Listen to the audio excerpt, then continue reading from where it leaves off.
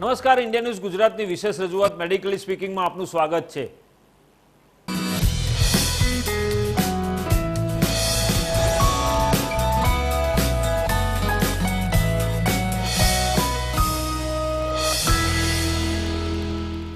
દર્શક મિત્રો, જે રીતે કોરોનાનો કપરો કાળ ચાલી રહ્યો છે, કોરોનાનો બીજી લહેર જે પ્રકારે ફેલાઈ છે, જે પ્રકારે એની જે વાયરસ ફેલાઈ રહ્યો છે સમગ્ર રાજ્યમાં, દેશમાં, અને જે રીતે ભારત દેશમાં ફેલાયો છે અને શહેરો પૂરતો સીમિત હતો, હવે ગામડાઓ સુધી પહોંચી ગયો છે।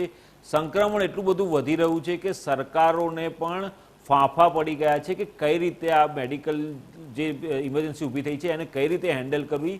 દરેક સરકારો ગાંગી થઈ ગઈ છે અને જે પ્રકારે સરકારની કામગીરી હોવી જોઈએ, આરોગ્ય ક્ષેત્ર માટેની જે કામગીરી હોવી જોઈએ, આરોગ્ય ક્ષેત્રની કામગીરીમાં દરેક સરકારો ક્યાંક ને ક્યાંક ઊણી ઉતરી હોય એવું લાગી રહ્યું છે। પરંતુ જે હોય તે આપણે કોઈ ટીકા ટિપ્પણી નથી કરવી, પરંતુ જે કોરોનાનું સંક્રમણ ફેલાઈ રહ્યું છે ત્યારે જે પ્રકારની ઘટનાઓ ઘટી રહી છે, જે પ્રકારે કેસીસ આવી રહ્યા છે, જે પ્રકારે મોતના આંકડા આવી રહ્યા છે, તો આ બધી વસ્તુમાં કોરોનાથી બચવા માટે આપણે શું ઉપાયો કરવા જોઈએ, કોરોના થયો હોય તો આપણે શું કરવું જોઈએ, કોરોનામાંથી રિકવર થયા પછી આપણે શું કરવું જોઈએ, નાના બાળકોને અત્યારનો જે વાયરસ ફેલાયો છે, બીજી લહેરનો જે વેરિયન્ટ છે એમાં નાના બાળકોને પણ અસર કરે છે। ત્યારે આ બધી બાબતો માટે ચર્ચા કરવા માટે આપણે ઇન્ડિયા ન્યૂઝ ગુજરાત તરફથી એક મેડિકલી સ્પીકિંગ નામનો કાર્યક્રમ જે છે એમાં આપણે દરરોજ કોઈ એક્સપર્ટ તબીબને બોલાવીએ છીએ અને એમની સાથે ચર્ચા કરીએ છીએ અને જાણકારી મળે છે। તો આજે આપણી સાથે ઉપસ્થિત છે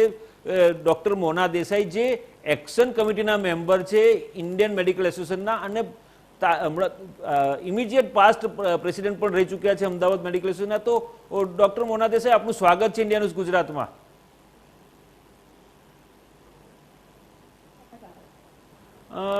મોનાબેન, સૌથી પહેલો સવાલ, બીજી વેવ જે છે એ બીજી વેવ જે રીતે ફેલાઈ રહી છે, તો બીજા વેવમાં જે પ્રકારે ખાસ કરીને બાળકોને, યંગસ્ટર્સને વધારે અસર કરે છે, તો હું કદાચ ભૂલતો ના હોઉં તો આપ ચાઇલ્ડ સ્પેશિયાલિસ્ટ છો, તો આપ પીડિયાટ્રિશિયન છો, તો આપને શું લાગે છે કે બાળકોમાં કયા કયા લક્ષણો હોઈ શકે અને કયા આધારે ખબર પડે કે બાળકને કોરોના પોઝિટિવ થયો છે?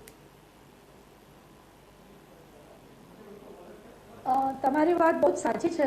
આપણે 2020માં જે વેવ જોયો હતો નવેમ્બર મહિનામાં, એ પછી અત્યારે આ જે સેકન્ડ વેવ આવી રહ્યો છે એપ્રિલ મહિનાથી, એટલે માર્ચના એન્ડથી શરૂ થયો, એપ્રિલ અને હવે આ મે શરૂ થયો અને સખત ઘાતકી છે આ વખતનો જે મ્યુટન્ટ વાયરસ છે। આ જે વાયરસ છે એને નાના બાળકોને પણ નથી છોડ્યા। ગયા વર્ષે આપણે જોતા હતા કે આખું કુટુંબ પોઝિટિવ થતું હતું પણ નાના બાળકો બચી જતા હતા, પણ એના બદલે આ વખતે આખા કુટુંબ જોડે નાના બાળકો પણ સંક્રમિત થઈ રહ્યા છે, એટલે આ વેવ વધારે ઘાતકી છે। બીજું કે જે યંગ જનરેશન છે, જ્યારે સરકારે વેક્સિનેશન શરૂ કર્યું ત્યારે સૌ પ્રથમના ફેઝમાં ડોક્ટરો અને હેલ્થ વર્કર્સ હતા અને પછીનો ફેઝ હતો 65 વર્ષની ઉપરના વડીલોનો। હવે એ સમયે જે નાના લોકો હતા, જે લોકો સાચે જ કામ કરવા કે પોતાના કમાવા માટે ઘરની બહાર લોકોને જવું જ પડે, એ બધા વેક્સિનથી એ લોકોએ વેક્સિન નથી લીધી, એટલે અત્યારે એ હાલત થઈ છે કે જ્યારે આપણે જોયું કે જાન્યુઆરી મહિનામાં કેસીસ ઓછા થઈ ગયા, એટલે લોકોમાં એક કોરોનાનો જે ડર હતો એ ડર જતો રહ્યો અને આપણે બધા પ્રોટોકોલ્સ અને જે સાવધાની રાખવાની હોય એ બધી જ આપણે ભૂલી ગયા અને એના લીધે એવી હાલત થઈ કે આ જ્યારે સેકન્ડ વેવ શરૂ થયો, અમે તબીબો પહેલેથી કહેતા હતા કે પ્લીઝ સાચવો, કારણ કે આ જે માર્ચ એન્ડ અને એપ્રિલનો સ્ટાર્ટિંગનો જે મહિનો છે એટલે શિયાળાનો અંત અને જ્યારે ઉનાળો શરૂ થાય એ કોઈ પણ વાયરસના સંક્રમણનો મહિનો છે, એટલે એવા સમયે સંક્રમણ વધવાનું જ છે બધા જ વાયરસનું, તો કોરોના વાયરસનું તો વધવાનું જ હતું। અને આપણા કમનસીબે આજે નવું મ્યુટન્ટ આવ્યું છે। આ મ્યુટન્ટ બધાને ઝપેટમાં લે છે, કોઈ ખાસ સ્ક્રીન ઉંમર જોયું નથી। અત્યારે આપણે જોઈ રહ્યા છીએ કે ખૂબ નાની ઉંમરના 35 થી 55 વર્ષની ઉંમરના લોકો સંક્રમિત થયા છે અને હું તો એવું કહીશ 20 ઉપરના પણ સંક્રમિત થઈ રહ્યા છે અને 22, 25 વર્ષના, 29 વર્ષના જુવાનોના મોત થઈ રહ્યા છે। એટલે આ ખૂબ દુઃખી વસ્તુ છે। નાના બાળકો પણ અત્યારે સંક્રમિત થઈ રહ્યા છે એટલે કુટુંબની અંદર જ્યારે કોઈ વડીલ આવે, બહારથી જઈને આવે, એટલે આ નાના બાળકોને પણ એ લોકો સંક્રમણ ફેલાવી રહ્યા છે. એટલે આ જે આપણો સેકન્ડ વેવ છે એમાં એ નાના બાળકો માટે પણ ખૂબ ઘાતી વેવ કહેવાય. બરાબર.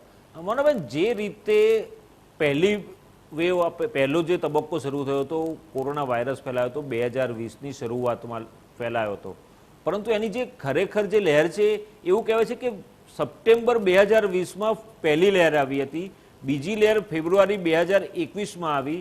હવે બીજી વેવ બીજી લહેર છે એ પૂરી થવાની છે, મેના એન્ડ સુધીમાં પીક પર આવવાની છે. તો આ પહેલી લહેર 2020ના સપ્ટેમ્બરનું કહે છે, તો જાન્યુઆરીમાં કેસ આવ્યા હતા, એ શું હતું? તો પછી આમાં એક વસ્તુ આપણે સમજવા જેવી છે કે આ પેન્ડેમિક છે, આ વૈશ્વિક મહામારી છે. અને આપણે જો ઇતિહાસમાં જોઈએ તો કોઈ પણ જેટલા પણ પેન્ડેમિક્સ થયેલા છે એ બધા 3 વર્ષ સિવાય આ વૈશ્વિક મહામારી આપણી પાસેથી ગઈ નથી. એટલે લહેર એટલે શું કે એ વખતે જે મહામારી હોય, જે બીમારીઓ હોય, એ માથું ઉચકે અને એના કેસીસ વધારે થાય, પણ વચ્ચે એવું ના થાય કે એ સંપૂર્ણપણે જતું રહે. એટલે આપણે ભૂતકાળમાં જોઈશું તો એવું તો ક્યારે બન્યું નથી કે કોરોનાના એક પણ કેસ ન હોય. હા, એવું બન્યું છે કે કેસ ઓછા થયા હોય અને મૃત્યુઆંક ઓછો થયો હોય, પણ સાવ નાબૂદ થઈ ગયું હોય એવું તો ક્યારે બન્યું જ નથી. એટલે આપણે એવું નહીં માનવાનું કે આ બીજી લહેર પૂરી થશે એટલે હવે પાછું કોરોના જતું રહેશે અને ફરીથી પાછો નવો મ્યુટન્ટ આવશે, એવું ક્યારેય નથી બનવાનું. આ વાયરસ જોડે આપણે જીવતા શીખવાનું જ છે અને એટલા માટે જ વેક્સિનેશન ખૂબ જરૂરી છે આપણા બધા માટે.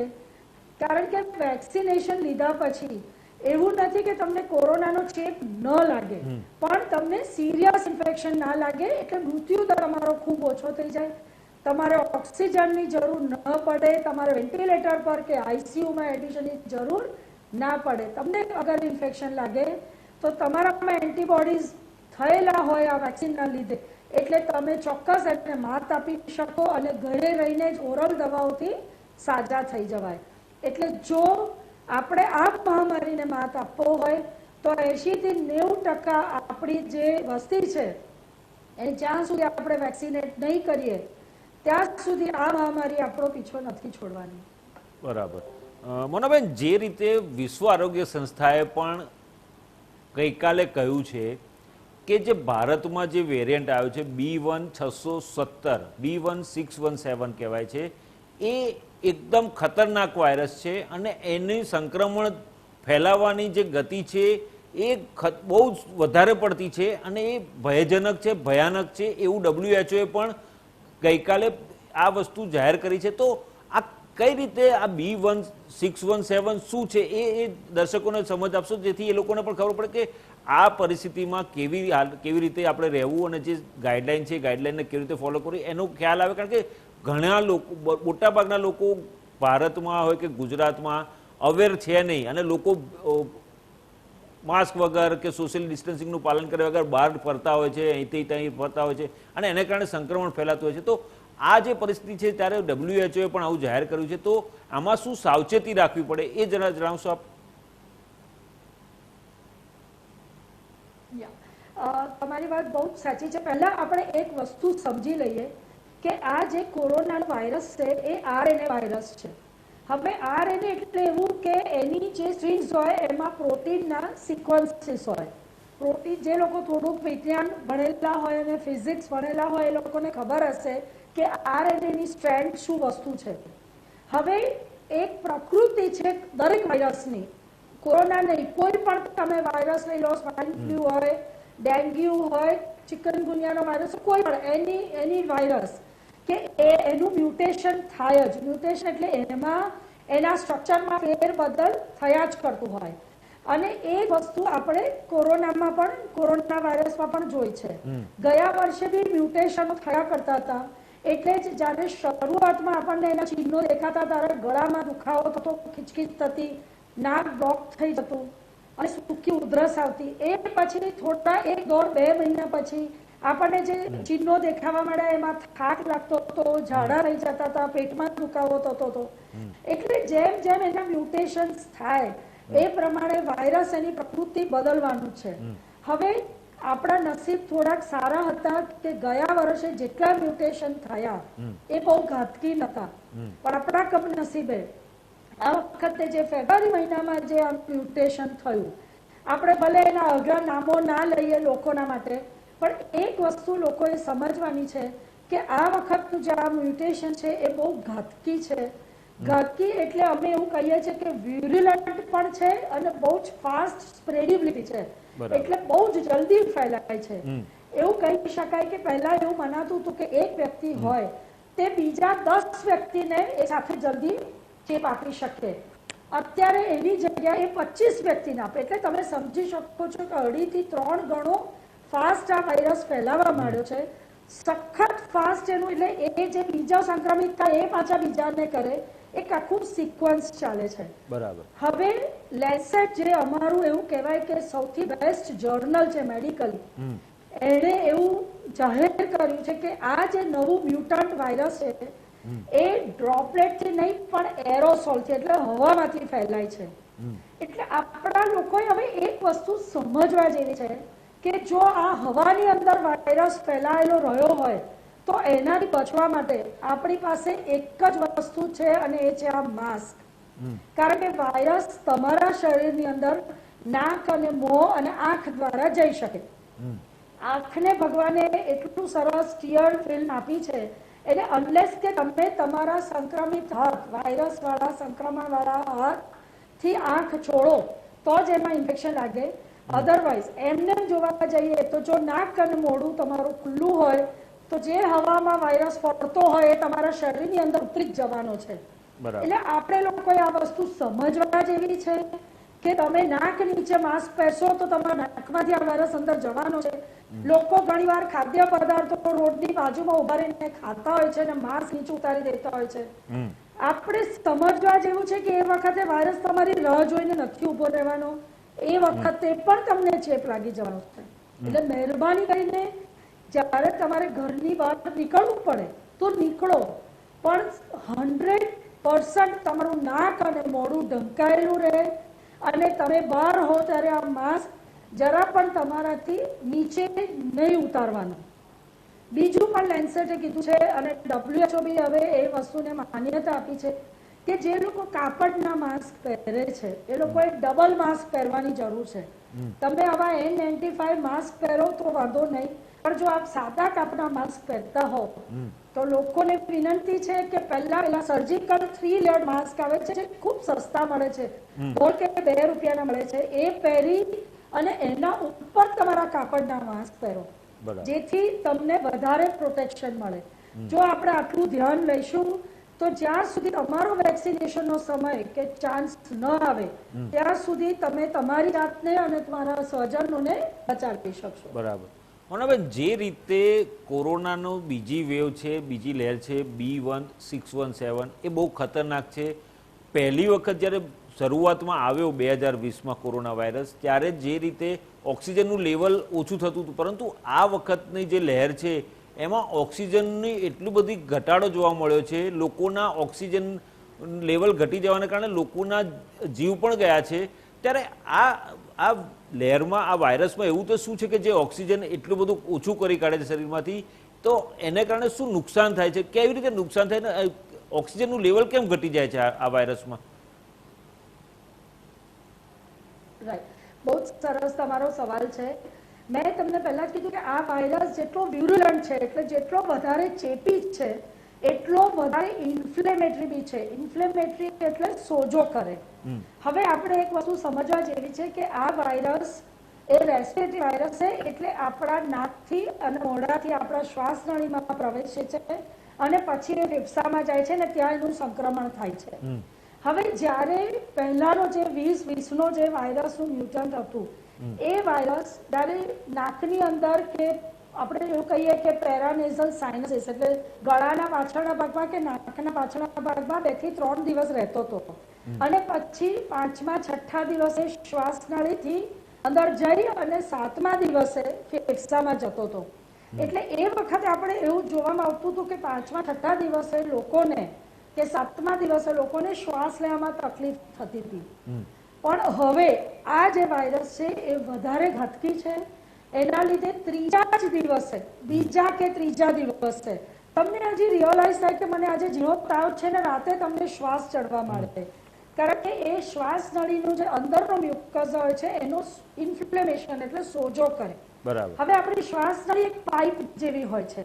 જો એની અંદર સોજો થાય તો આ નળી સાંકડી થઈ જાય, અને નળી સાંકડી થાય એટલે તમારે જે શ્વાસોશ્વાસ તમે લેતા હો એમાં તમને ખૂબ તકલીફ પડે અને તમારું ઓક્સિજન સેચ્યુરેશન ઓછું થઈ જાય. જ્યારે આ વાયરસ ફેફસાની અંદર જાય તો ફેફસામાં પણ એ આ જ વસ્તુ કરે છે કે ઇન્ફ્લેમેશન વધારે કરે અને ફેફસાની જે ફૂલવાની જે કેપેસિટી હોય, ઇલાસ્ટિસિટી હોય એને નાબૂદ કરવા માંડે ને આપણે ન્યુમોનિયા કહેતા હોઈએ છીએ. અને આપણે જોતા હોઈએ છીએ કે સીટી સ્કેન ચેસ્ટમાં આપણને કેટલા % લોબ્સ બધા ઇન્વોલ્વ થયા છે એટલે આપણને સીટી સ્કોર આપતા હોય છે લોકો કે તમારા ફેફસા કેટલા ઇન્વોલ્વ થયા છે.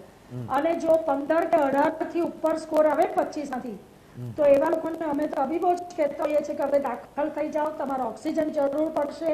અને જો આ વધારે સ્કોર વધતો જાય તો એને બાયપેપ કે વેન્ટિલેટરની જરૂર પડે. એટલે આ વાયરસ ઇન્ફ્લેમેટરી પણ એટલો જ વધારે છે અને એટલા માટે જ લોકોને આ વખતે જેટલા માંદા પડે છે બધાને બીજા ત્રીજા દિવસે ઓક્સિજનની કમી થઈ જાય છે.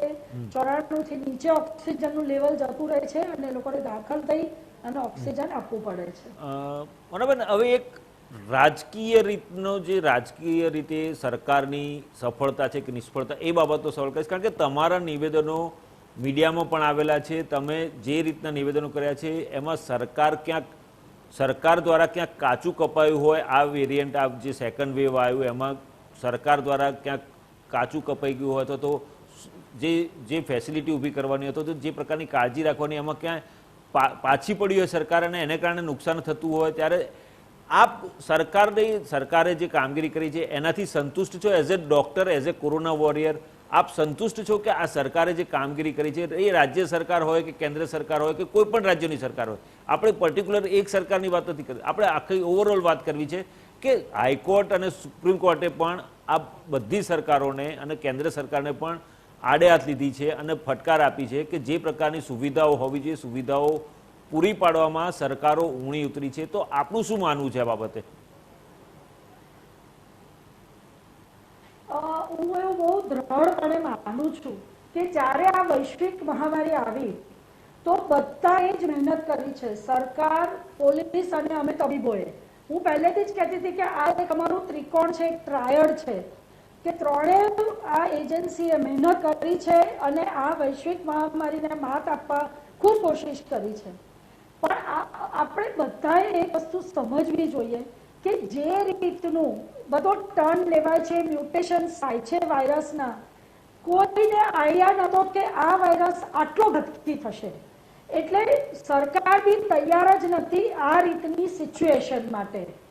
ત્યારે જાન્યુઆરી મહિનામાં કેસીસ એકદમ ઓછા થઈ ગયા ત્યારે સરકારને એવું લાગ્યું હતું કે ભાઈ હવે કોરોના વાયરસનું ઇન્ફેક્શન આપણા કંટ્રોલમાં છે એટલે જેટલી કોવિડ ડેઝિગ્નેટેડ હોસ્પિટલો હતી તો ઘણી બધી એ લોકોએ એને નોન કોવિડ કરી કાઢી હતી. પણ જેવો આ મહામારી પાછું માથું ઉચક્યું, સરકારે ફટાફટ બધી જ હોસ્પિટલ્સને કોવિડ કરી કાઢી અને એક બહુ સરસ કોર્પોરેશને પગલું લીધું કે એવું કહ્યું કે દરેક પ્રાઇવેટ હોસ્પિટલ કોવિડ પેશન્ટને દાખલ કરી શકે.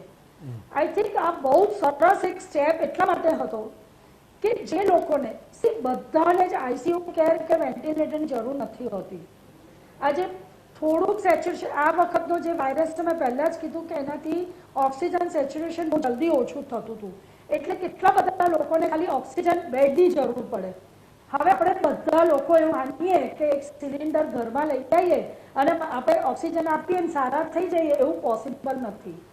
ઓક્સિજન આપવાની પણ એક પદ્ધતિ હોય છે જે એક્સપર્ટની નિગરાણી નીચે જ આપવું જોઈએ અને જો એવું ના કરાય તો આ ઓક્સિજન જો હ્યુમિડિફાઈડ ઓક્સિજન ન અપાય કાં તો એને જરૂર હોય એટલા લીટર્સ ના અપાય વધારે અપાઈ જાય તો એ પેશન્ટને સારું કરવાના બદલે વધારે ઘાતક નીવડે છે. અને એ આપણે અત્યારે જોઈ રહ્યા છે આ મ્યુકોરમાઇકોસિસ જે રીતે વધી ગયું છે, જેને આપણે બેક ફંગસ કહીએ છીએ, એના કેસીસ વધી રહ્યા છે. કદાચ એક કારણ એવું પણ છે કે દરેક જણ પોતાની જાતને ગૂગલ ડોક્ટર માની લીધું અને ઘરે બધા ઓક્સિજનના સિલિન્ડર લઈ આવ્યા અને જેવું સેચ્યુરેશન ઓછું થયું બધાએ પોતાના સગાવાલાઓ કે સ્નેહીજનોને ઓક્સિજનો આપવા માંડ્યા. એવી રીતે ના કરાય. આ એટલું સિમ્પલ સાયન્સ નથી અને એનાથી આપણે પેશન્ટોને વધારે તકલીફ આપીએ છીએ રાધર દેન ક્યોર કરવા માટે. નો ડાઉટ આપણી પાસે એટલા બેડ્સ નહોતા, એ સિસ્ટમ આખી બોખલાઈ ગઈ. એનું કારણ એક જ હતું કે આપણા ત્યાં જે વસ્તી છે એ પ્રમાણેનું મેડિકલ સેટઅપ આપણા ત્યાં છે જ નહીં. આપણા ત્યાં એટલા બેડ્સ જ નથી, એટલા આઈસીયુ જ નથી, એટલા વેન્ટિલેટર્સ અત્યારે હાજર નથી કે આપણે બધાને કેટર કરી શકીએ. અને બીજું કે સિવિલ હોસ્પિટલ એ આખા ડિસ્ટ્રિક્ટ, આખા રાજ્યની સૌથી મોટી હોસ્પિટલ છે કે એશિયાની લાર્જેસ્ટ છે બીજે મેડિકલ સિવિલ હોસ્પિટલ. એટલે બીજા રાજ્યોમાંથી પણ પેશન્ટો આવતા હતા અને અમદાવાદ શહેરની બહારથી પણ પેશન્ટો અહીંયા દાખલ થવા આવતા હતા, જેને આપણે ના પાડી શકીએ. કારણ કે પેશન્ટ જ્યારે સિરિયસ હોય ત્યારે એવું જોવામાં ના આવે કે ભાઈ અમદાવાદ શહેરનું છે કે બહારનું છે. એટલે એના લીધે પણ જે ટ્રાયલ એરિયા હતો એમાં બહારગામના પેશન્ટો ખૂબ આવતા અને આપણે જોયેલું કે 108ની લાંબી લાઈનો હતી અને લોકોની હાલત વધારે ગંભીર થતી હતી. એટલે નો ડાઉટ બહુ જ તકલીફ પડી છે લોકોને, ઓક્સિજનની બી કમી થઈ છે. પણ હું એવું માનું છું કે સરકારે, કોર્પોરેશને બનતી કોશિશ કરી છે, પણ આ સિચ્યુએશન જ એટલી ખરાબ હતી કે પહોંચી વાળા એવું હતું જ નહીં ને એ લોકો એના માટે તૈયાર હતા જ નહીં. એટલે આ સિચ્યુએશનને પહોંચી જ ના વળાયું. આપણા નસીબ જોગે થોડાક દિવસથી નો ડાઉટ આ પાર્શિયલ લોકડાઉન જ્યારથી કર્યું છે, બધા જ જે નોન એસેન્શિયલ દુકાનો હતી બધી બંધ કરી છે, એટલે લોકો હવે બહાર નીકળતા ઓછા થઈ ગયા છે. એના લીધે થોડુંક સંક્રમણ ઓછું થયું છે. એટલે અમે પહેલેથી કહેતા હતા કે જો કદાચ પહેલેથી જ સંપૂર્ણ લોકડાઉન આપ્યું હોત તો કદાચ કેસીસ વધારે જલ્દી ઓછા થયા હોત. પણ મને લાગે છે કે સરકારે આર્થિક સ્થિતિ પણ આપણા રાજ્યની જોઈ અને કદાચ આ પગલું નહીં લીધું હોય એટલે એ લોકો પાસે વધારે સારી મોટી થિંક ટેન્ક છે અમારા કરતાં. અમે તબીબ તરીકે તો અમે લોકોનું ખાલી સ્વાસ્થ્ય જ જોઈએ, સરકારે બીજા બધા બી પહેલું જોવા પડતા હોય છે. એટલે સરકાર જે ડિસિઝન લે એ અમને માન્ય છે. પણ હું એવું માનું છું કે હવે આપણા જે મેડિકલી ઇક્વિપ્ડ હોસ્પિટલ્સ છે એમાં થોડા વધારે ડોક્ટર્સ, વધારે નર્સિસ અને વધારે હેલ્થ વર્કર્સની ચોક્કસ જરૂર છે. કારણ કે હજી આ મહામારી આપણને છોડીને જવાની નથી. આવનાર દિવસમાં ફરી આવી સિચ્યુએશન ન થાય એના માટે આપણે વધારે કાળજી લેવાની જરૂર છે. બરાબર. મોનાબેન, છેલ્લો સવાલ. આપણા દેશમાં 2 વેક્સિન આવી ચૂકી છે, કોવિશિલ્ડ, કોવેક્સિન, અને એક પાવડરની દવા પણ તાજેતરમાં જ ઇમરજન્સી મંજૂરી આપવામાં આવી છે. આ ઉપરાંત રશિયાની બનાવટની રસીને પણ મંજૂરી આપવામાં આવી છે ઇમરજન્સી યુઝ માટે.